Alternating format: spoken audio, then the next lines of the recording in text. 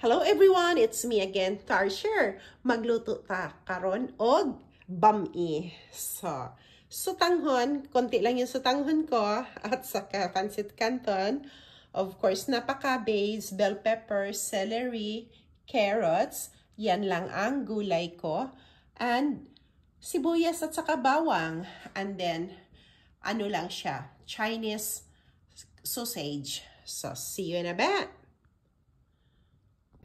Magluto na ta, sesame oil, konting sesame oil,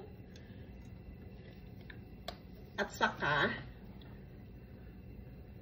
olive oil. I-mix ko na siya.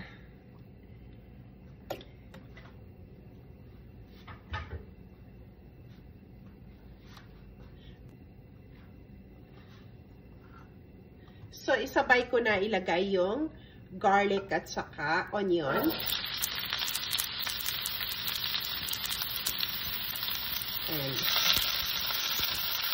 And as I said, this is my version of bami. And napakadali lang yung lutuin.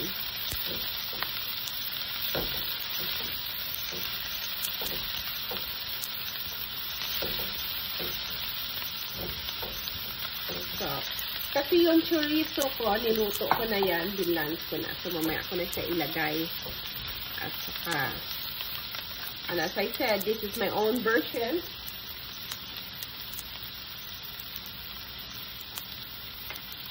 Ilagay ko na yung carrots kasi mas matagal siya konti lutuin. Diba?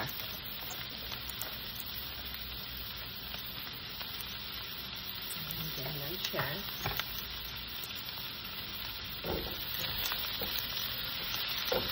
Ihalo lang natin hanggang pag nag-brown yung sibuyas at saka bawang. So, ito na yung, half-cook na yung carrots natin. So, ilagay na natin yung black pepper.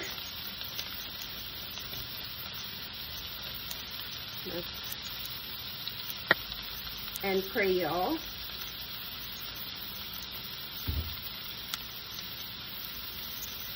And then, red crushed pepper.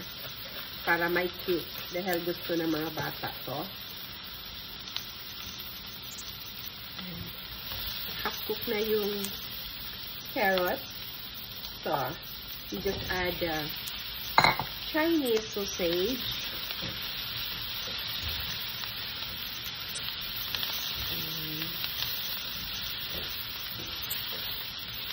Super delicious.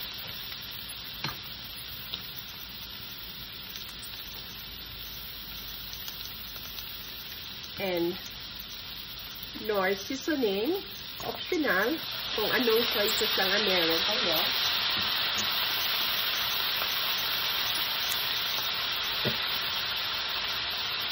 And then I just add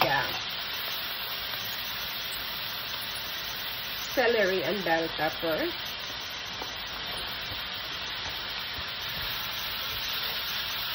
I-mix ko lang.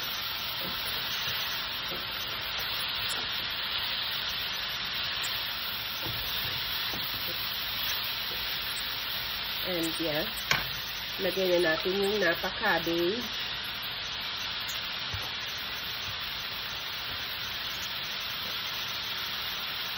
Just simmer it for 2 minutes. Lagyan natin ng konting oyster sauce. Optional lang siya. So, nasa sa inyo lang yun. Kung wala kayong oyster sauce, okay lang.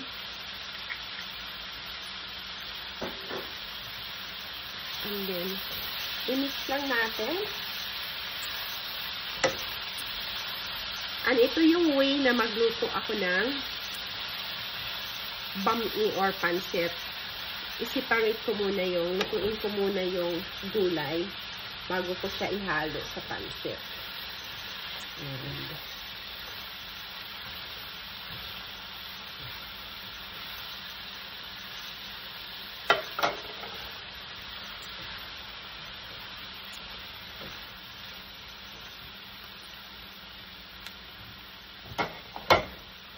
luto na siya.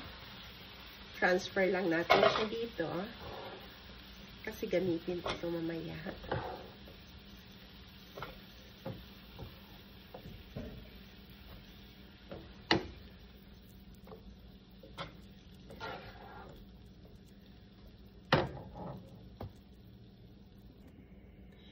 So, gamitin lang natin parehong pan. We just add tubig, water.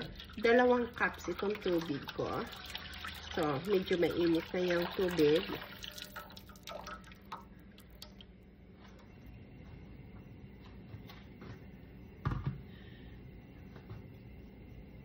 And then, lagyan ko na siya ng seasoning.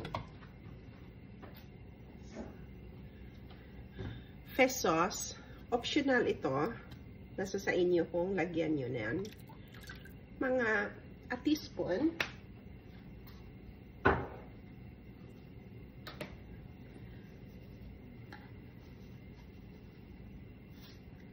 Paminta.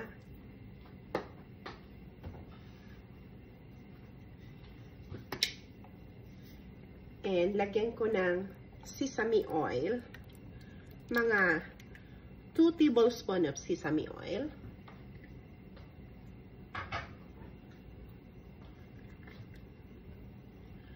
Oyster sauce.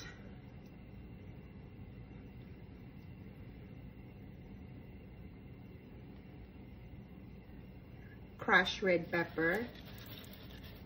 Para spicy. Gusto ito ng mga bata.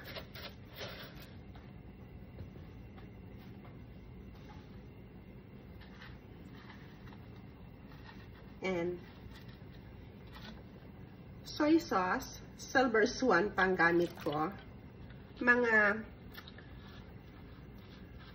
1/4 lang.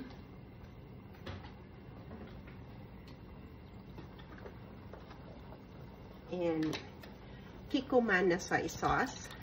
So, nasa sa inyo yun kung anong klaseng soy sauce ang gusto nyo.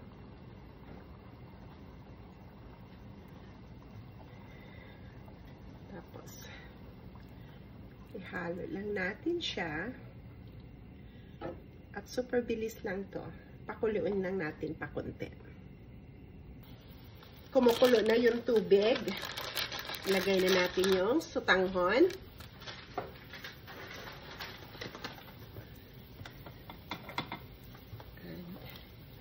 Kasi medyo mas matagal siyang lutuin ang sutanghon kaysa pancit canton. And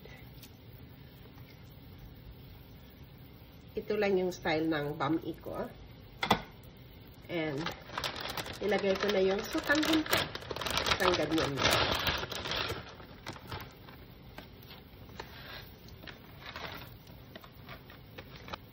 And diba, napakabilis lang magluto ng bami or pancit canton.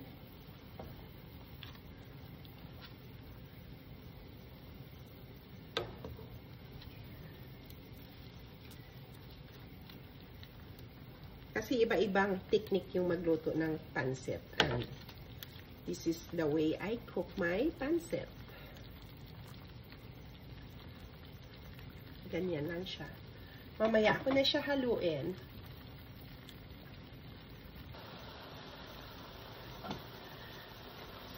So, luto na yung pancit. We just add the vegetable.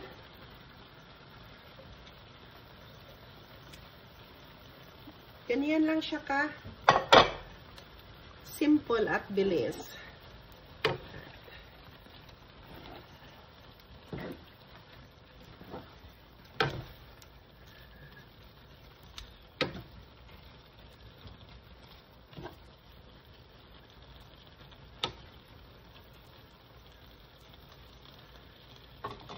So, diba, ang bilis ng bami natin. So, yan ang bami natin. Luto na. Let's eat. Thank you so much for watching. See you in our next video. Bye for now.